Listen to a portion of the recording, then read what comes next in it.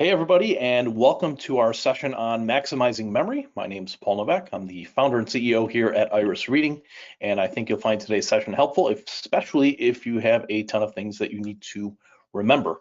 Now, I want to make sure, since we're broadcasting on multiple streams here, that you can hear my voice. If you could do me a big favor and type a yes into the chat area. Now, we're broadcasting on YouTube, LinkedIn Live, also on Facebook, Zoom as well. So I want to make sure that you can hear me. Type a yes in the comment section if you can hear me, or the chat, and that'll just give me a heads up everything is working and I'm not just speaking into the void. But welcome, welcome. I'm broadcasting from the Miami area. Let us know where you're joining us from. We usually have a mix of people joining us from kind of all over the place. I do see some yeses coming through, so it sounds like audio is streaming through to your end, I hope. And let's go ahead and get started with our session. One reminder is if you want more content like this related to improving your memory, improving your reading efficiency, and also improving just your general productivity, subscribe to the YouTube channel. It goes a long way, even if you just hit the like button on this video.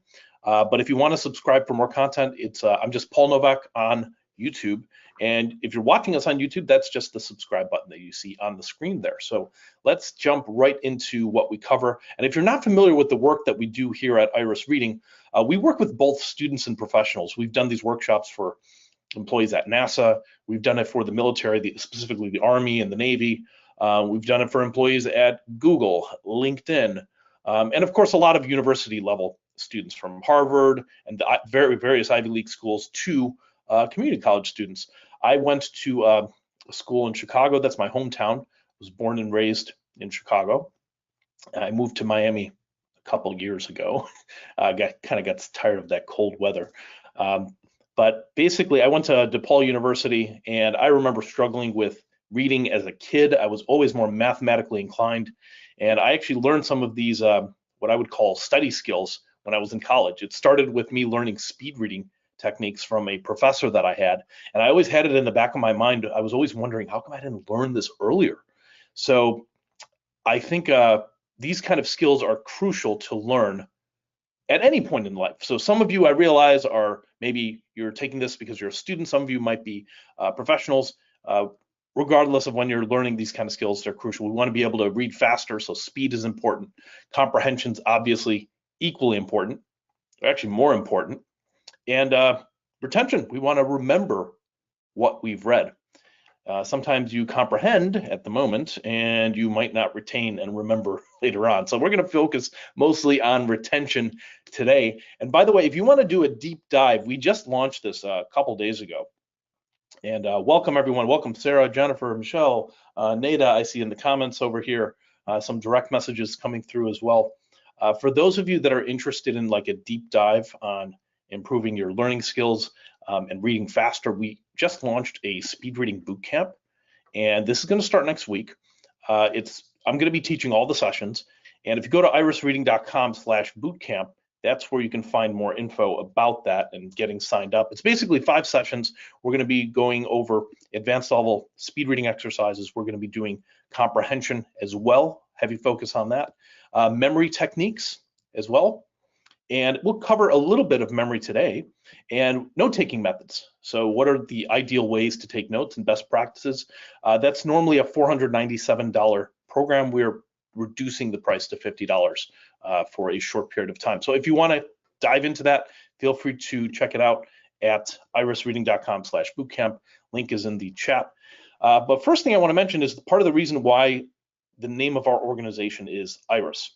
And IRIS is an acronym for how you would approach some reading material if you want to read it very, very well, faster with better comprehension, and remember it very well. And this all starts with what we call an inspection first. You inspect something before you read it, and it's very straightforward advice. It's basically get familiar with something before you read it. I know that sounds very obvious, but most students and most professionals are not doing this. Most people, they're on page 1 of chapter 1 and they just read from there.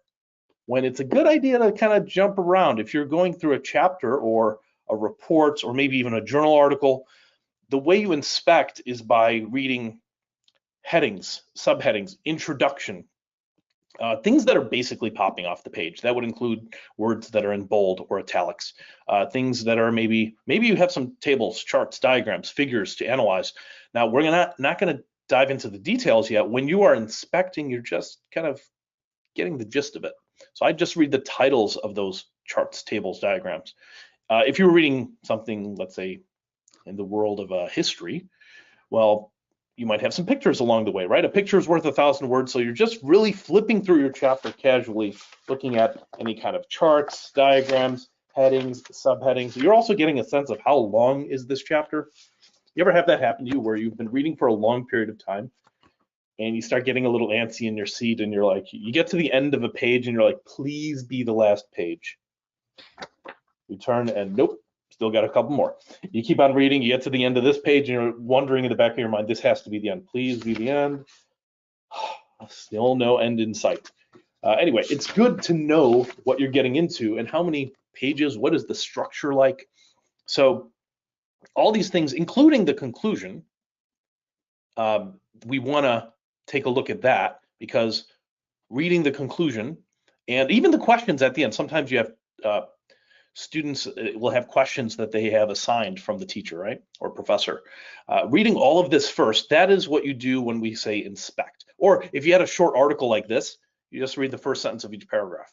So if you don't have all of these things, which you would in a long chapter, if you just have a short article, we read the first sentence of each paragraph because first sentences tend to be main ideas. Now, we inspect first and then we read next. What do we do after we read? Most people, they're done reading and they're just like, okay, I'm done with this chapter. Thank God it was so long and I'm done. And they just, maybe they don't throw their book, but they're just done. Or they continue on to the next chapter. A good thing you can do that will very, very quickly improve your retention is to inquire about what you've just read. And when I say inquire, I mean ask questions. Questions help focus the mind. So some questions you can ask yourself would be maybe, what are the biggest takeaways, most important points from what I just read? Or what do I need to memorize? What's going to be on the test? So that leads us to the storage step. How am I going to store this information? So let's get into that. So we all know repetition helps you remember things, right? I'll repeat that. Repetition helps you remember. We all know that's true. And I've got some musical imagery here because music is, by its nature, full of repetition, right? Think about it. There are songs I could put on right now that you have not heard in years, but you remember the lyrics to the song, right? That's kind of cool that your brain could remember such detailed information. But how does that happen? It's all about repetition, right? If that song was popular at the time, you heard it over and over again. Actually, there are songs you don't even like that you have memorized. I'm thinking Baby Shark. Some of you know what I'm talking about. But music has all sorts of other repetition, like the beat or the melody that repeats. What else? The chorus repeats. And of course, if the song is popular, you hear it over and over again. So repetition is important. And how we read and remember, when I'm reading, I don't want to read chapter 5 times for the sake of repetition. I can get my repetitions in a different way, where instead I inspect, that's a repetition. I read, that's another repetition. So you see, these are multiple repetitions that you're getting while you're reading.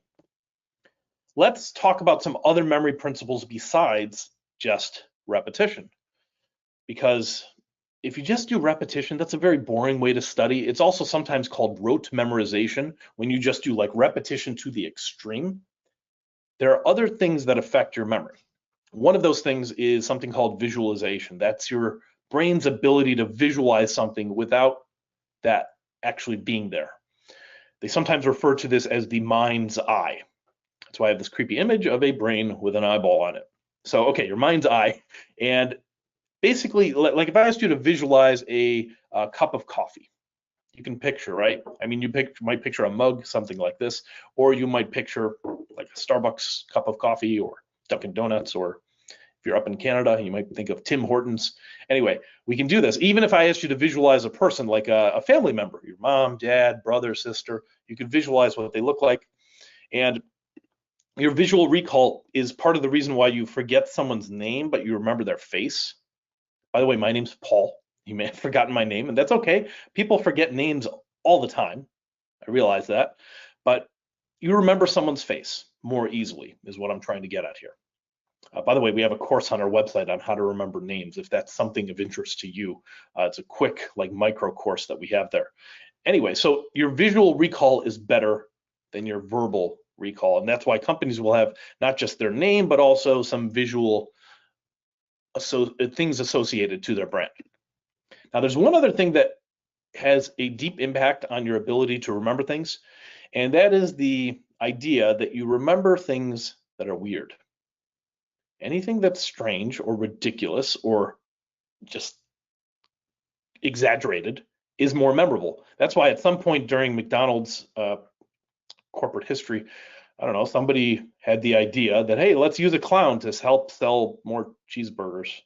And somebody was like, hey, you know what? That's just crazy enough that it might work. But there are lots of examples of this, right? Like, tell me in the chat if you know. I see we got a lot of people here joining us here. So more and more have come in. Let me know, what are some things you think of when you think of weird like commercials? Like when I tell you Geico, what do you think of? Of course, you think of that talking gecko, right? I mean, insurance. There's a lot of insurance examples from Progressive. They have that girl, what's her name, Flo. She dresses all in white and she's like obsessed with insurance. But I went to the movies not too long ago, and there was a commercial or an ad playing before the trailers, a Coca-Cola commercial, and they had some polar bears drinking Coke, which doesn't make any sense, right? I mean, if you're wondering why polar bears are on the brink of extinction, it could be because maybe they're drinking too much Coke. But you get the idea. Advertisers do this, and they leverage this idea that you remember weird things, and they do it on purpose because we remember. That's what they do in commercials. So we're going to do a little exercise here where we try to store some information. I'm going to try to get you all to memorize some information right now, okay? And we're going to use a very specific technique. So let's assume we have this book, Brain Rules. And let's just assume we read it and we're trying to memorize these 12 things here. The 12 chapters, you see the subtitles, 12 principles for surviving and thriving at work, home, and school. Let's say you got to memorize this info. So what do we do? What we do, all right, we got exercise here: survival, wiring, attention, short-term memory, long-term memory, sleep, stress, sensory integration, vision, music, and exploration. Okay, got it? All right, maybe not, but here's what we're going to do. We're going to use a technique called the Numeric Peg System. This is such an awesome memory technique. I love teaching it because it's so easy to learn and it's easy to deploy. So here's how it works. The reason it's called the Numeric Peg System is because you take numbers and you peg them to visuals, okay? So we're going to take all the numbers 1 through 10, and you only have to memorize 10 numbers for this to work really well. I want you to associate each number with a visual. I'll give you the visuals and you got to memorize them, okay? And yes, there will be a little quiz later on. Number 1 is a pencil. Easy. If you're wondering why, it's because it has the same shape. The 1 and the pencil share the same shape. So keep that in mind. 1 is a pencil. Number 2 is going to be a swan. Okay, do you see the visual resemblance of a 2 here? Okay, 2 is a swan. All right, number 3 is McDonald's. You got to look sideways for this one, but 3 is going to represent McDonald's. All right, number 4 is a chair. Now, I know some people make 4s like this. I make my 4s like that. So it kind of looks like an upside down chair. So you see the seat over here, see the backrest, the legs are over here.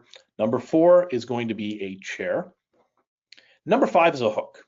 So you see the curvy part of the 5 here, and there's the curvy part of the hook right there. So it's upside down, but if we were drawing a 5 over this, you could see the visual resemblance. Okay, so 5 is a hook. All right, quick little review for you to recall, and you could let me know in the chat or comments if you could remember 1 through 5. You think about the number 1, what's that remind you of? Oh yeah, pencil, right? And I know there's a little bit of a delay, so I'll pause for a moment. You could always pause this video. So I guess we're going to review 2. Think about the 2. You probably remember swan, right? How about number 3? Do you remember 3? McDonald's. Number 4, chair. And number 5, the hook, right? Okay, let's move on to 6 through 10. And number 6 is just going to be a cherry. So you see how the number 6 kind of looks like a cherry. Here's the cherry right here and the stem coming out over here. 6 is a cherry. Number 7 is lightning. Okay, you see how there's a 7 right over here, lightning. So 7 is lightning. 8 is a racetrack, even though it'd be kind of weird if they made racetracks with intersections like this. Just, I guess that could be an overpass, but 8 is going to be a racetrack. Just go with it. 8 is our racetrack. 9 is going to be a balloon. Do you see the 9 and the little string attached to the balloon? Number 9 is balloon, and number 10 is a place setting. When I say place setting, I mean a plate or a bowl, whatever you want, and some silver on the side. So you see a 1 and a 0 here, right? Again, that could be a spoon, a fork, chopsticks, whatever you want. Okay, 10 is a place setting. Okay, quick review in your mind for 6 through 10. When I tell you number 6, you're probably thinking of the cherry. When I tell you 7, hopefully you're thinking of lightning. 8, racetrack. 9, balloon. And 10, the place setting, right? Okay, you got them all. Awesome. That's why we have our success baby here. So what do we do now? We have these things. This is just the foundation of the system. We have 1 through 10, and now we got to associate things to these visuals. What are the things we got to associate? Well, we got to visually associate these topics: exercise, survival, wiring, attention, short-term memory, long-term memory, sleep, stress, sensory integration, vision, music, and exploration. So the way it works is every topic needs to get visually associated in your mind with its respective image. Okay, for pencil, that being number 1, we're going to focus on associating exercise and pencil. And for the sake of this session, I'm going to give you the visuals that I came up with. Obviously, if you're doing this on your own, you would have other visuals than mine. But for exercise, that reminds me of like going to the gym. Imagine there's a brand new gym, and this is only going to work if you visually try to think, what would that look like? Imagine you go to the gym, and you notice something weird about this new gym that opened up in the neighborhood. Everybody at this gym is exercising with pencils. Okay, so there's somebody on the bench press with a pencil, somebody else doing curls with a pencil, someone doing the shoulder press over here with a pencil. Maybe you're regretting signing up for this gym, but that's how we're going to remember that number 1 is exercise. Now, what you'll notice when I tell you to visually associate, all these images are purposely going to be exaggerated to some extent. Remember what we said earlier. We remember things, we're more likely to remember something if it's weird. That's why we're doing this. So number 2 is survival. We got to associate that to the swan. Remember, number 2 is represented visually as a swan. So I want you to imagine a swan that is struggling for survival and that it's drowning. Okay, it's drowning, it doesn't know how to swim. Maybe you feel bad for this poor swan. It's flapping its wings and you jump into the lake to save it. Now that doesn't make any sense, I realize that, because swans should have a default setting of knowing how to swim, but just go with this weird imagery. Swan struggling for survival, drowning. That's how I'll remember number 2 as survival. 3 is wiring. Wiring, okay. Imagine for number 3, we got to associate that to McDonald's, right? Imagine you go to McDonald's, you order a Big Mac and you bite into it and there's a piece of barbed wire in your Big Mac. Imagine how disgusting and painful that would be. Imagine how angry you would be. And by the way, I want you to imagine these emotions, being disgusted, angry, and the pain. I want you to imagine those emotions because it turns out your emotions also play a part in your memory. So if you could get yourself riled up and angry during these images, that's good. It doesn't have to be negative images. You could create positive images like something that makes you laugh, something really silly, something funny. But we're going to go with a Big Mac with barbed wire to remember wiring is number 3. All right, number 4 is attention. We got to associate that with a chair. I want you to imagine a chair, a special kind of chair that helps you pay attention. When you're watching webinars like this, you know, it can be hard to pay attention for extended periods of time. So maybe a chair like this with the hands kind of like tap you on the shoulder if you're not paying attention. This would be helpful when you're like reading really dry material, right? Actually, one of our most popular blog posts on our website is how to read dry, boring material. If you want me to send you that blog post, just shoot me an email. My email is just paul@irisreading.com. and I'll send that over to you. But it's a really popular blog post that we have. So anyway, attention, a chair that helps you pay attention. Very creepy looking chair. Number 5 is short-term memory. I got to associate that to the number or the image for 5, which is a hook. And I want you to imagine well, hooks remind me of pirates. So we got to associate to short-term memory. Picture some really short pirates, like some baby pirates. This one's got a peg leg over here. Anyway, they're searching for their buried treasure, which they buried last night. The problem is they can't remember where they buried it, and that's because they have short-term memory problems. Okay, notice how I'm really doubling up on the whole short concept here. Short pirates with short-term memory problems, and that's because I really need to remember that number 5 is short-term memory. Okay, now if you need to remember, well, if we're trying to remember 12 things, right? And I know we only have 10 images. We'll explain how we go beyond 10 when we get there. But right now, let's just do a quick little review. In your mind, think to yourself, and you could pause this video if you need time to think, but what does the number 1 remind you of? Like, what is the chapter number 1 or brain rule number 1? You're thinking pencil, which is the clue, and the pencil reminds you of something, right? Oh yeah, people working out with pencils. Number 1 is exercise, right? What about number 2? And you can tell me in the comments, the chat, if you know all these. Number 2 reminds me of the swan. Oh yeah, there was a swan. It was struggling to survive because it was drowning. So survival is obviously number 2. Okay, how about number 3? All right, how about number 3? 3 is McDonald's. By the way, I see some questions people are asking. Anybody else from BPCC? Go ahead and let us know in the chat. See, we have a lot of attendance from there. And some people opted to get the recording. So this will be viewable as a recording. So you could please do share the link. So we're on number 3. 3 is McDonald's. Oh yeah, wiring, right? The Big Mac with barbed wire in it. Okay, how about number 4? 4 is a chair, right? Oh yeah, that creepy chair that helps you pay attention, right? 4 is attention. How about number 5? Easy, right? 5 is the hook. Hooks remind us of pirates, those really short pirates. Oh yeah, short-term memory. So that's how we're backtracking to remember. Now that you got a hang of it, let's just fly through the rest of them. 6 is long-term memory. We got to associate that to a cherry. We're just going to imagine a cherry with a ridiculously long stem, because I got to remember long-term memory. So maybe a cherry that looks like this. You see this cherry with the crazy long stem? It's like maybe a foot or 2 in length. Long-term memory, okay? Cherry with the long stem. How about number 7? 7 is sleep. Okay, so for number 7, that's lightning. Got to associate that to sleep. I want you to imagine you have an alarm clock that has a special feature. You know the snooze button? When you hit snooze, with this alarm clock, if you hit snooze, you get struck by lightning.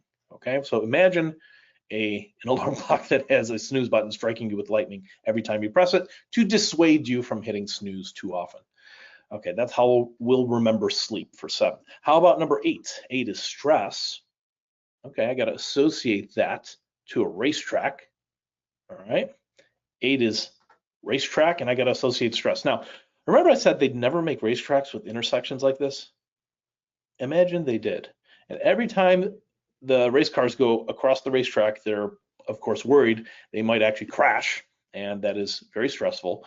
Imagine a racetrack like this, 1 million laps remaining. Just think about that as number 8 being stress. See the chat, Tiffany says, thanks. I'm hoping this helps improve my memory. Yes, so it's all about visually associating things. That's what we're trying to do here. Of course, repetition is still important, but if we can come up with images that are weird, what we're doing, they have a name for it, the academic term for it. Researchers call it elaborative encoding. So elaborative encoding is basically an academic term for it. Come up with something weird and you're going to remember it better. So that's what we're trying to do at the moment here. Stress, the racetrack with the stressful intersection here. 9, sensory integration. Got to associate to the balloon.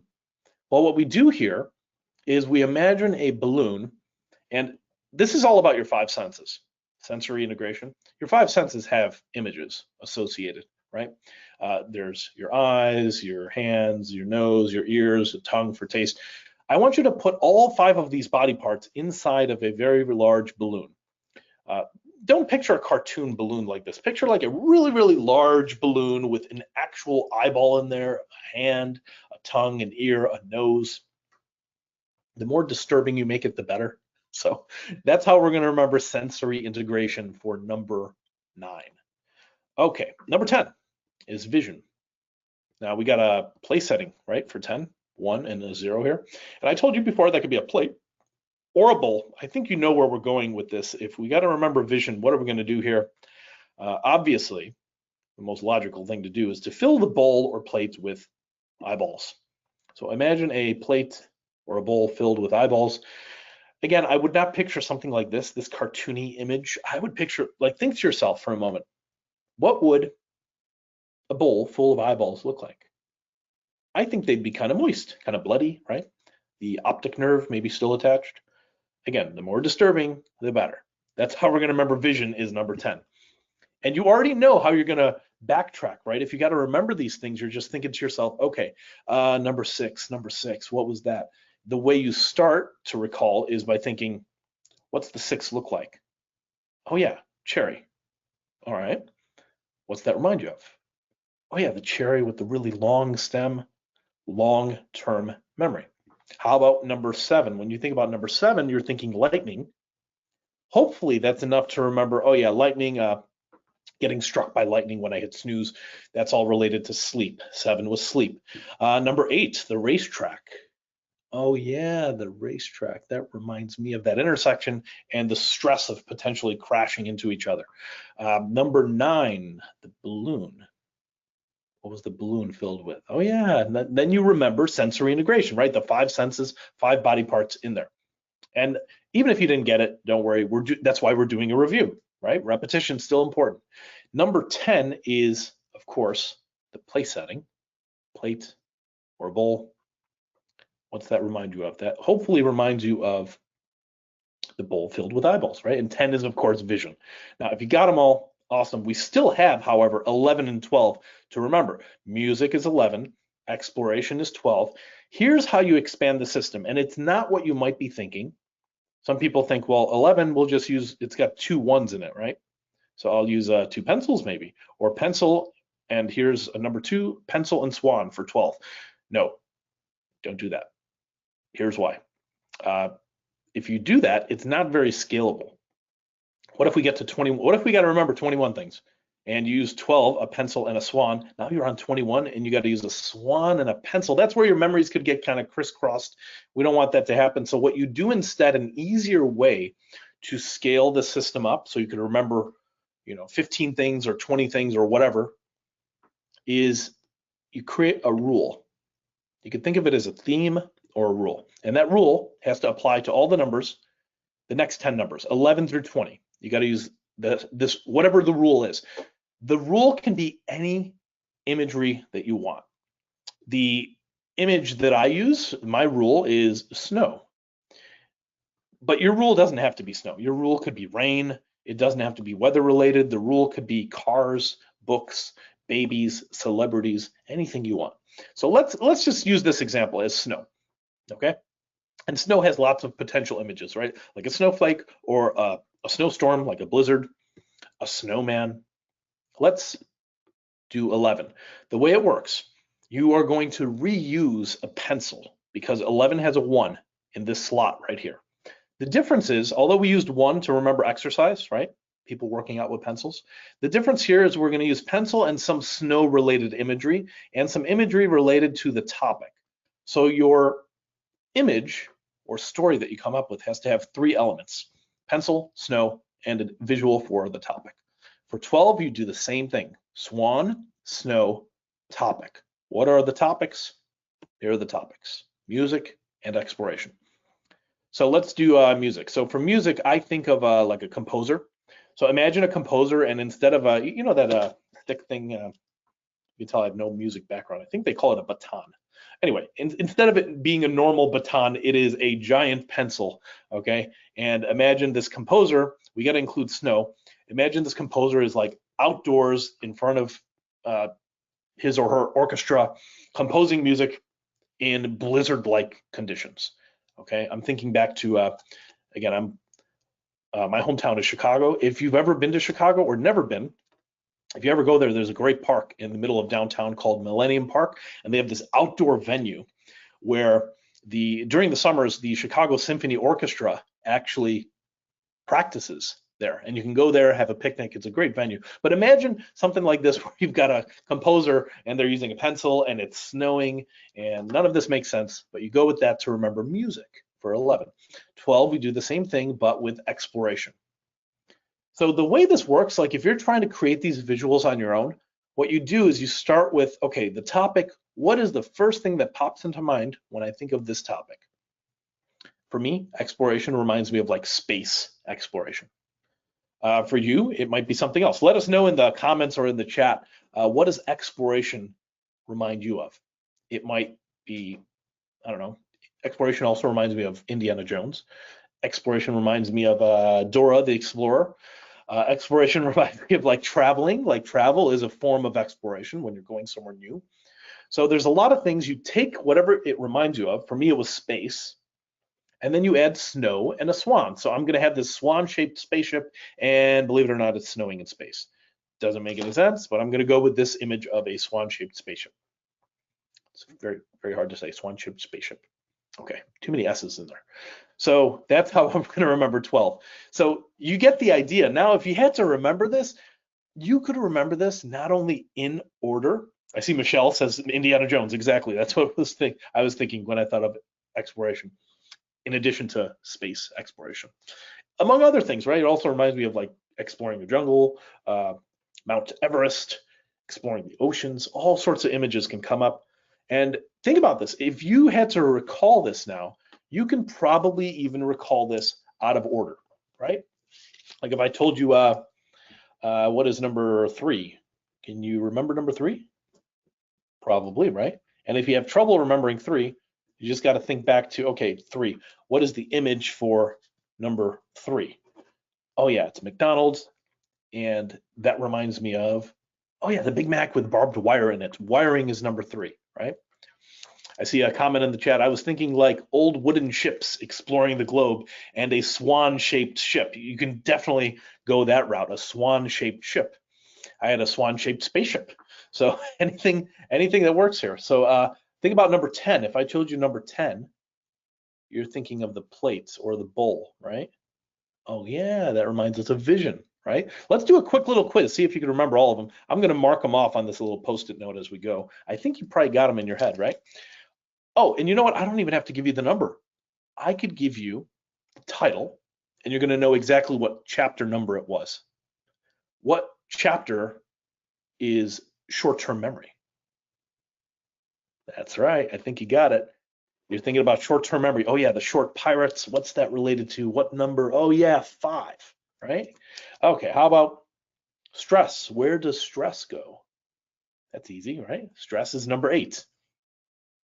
How about number 2? Do you remember number 2, the swan?